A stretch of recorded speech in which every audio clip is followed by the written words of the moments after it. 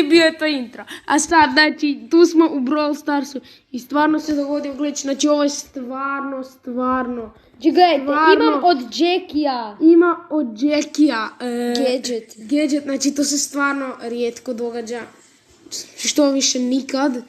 Ali ljudi, stvarno, ovo nije fotomontaža, ovo je istinito. Znači, uzmete, ja ne znam šta se događa, znači, stvarno. Znači, gledajte. Gledajte, evo, znači, ovo se...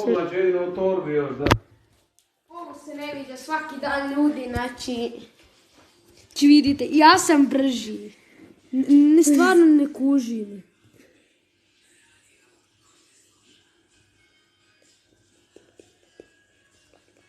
Oh my god.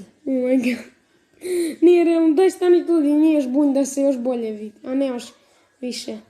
Znači, idemo probati još na drugim brawlerima nekim. Ne. Ajmo probaj na Bulu.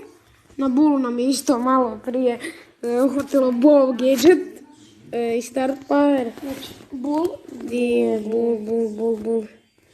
Evo ga. Tu. Ajde, play. Play.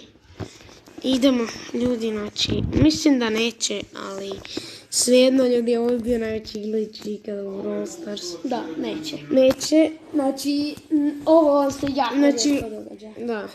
Idemo probati još jednom do krova, ako neće, gasimo, nema veze, ali ono što sad se malo prije mogli vidjeti, što se prije dogodilo sa krovom, to je nevjerojatno. Da, neće. Da. To bi to od videa za danas. Do sutra. Lijep pozdrav i čao. Oh my god. Na YouTube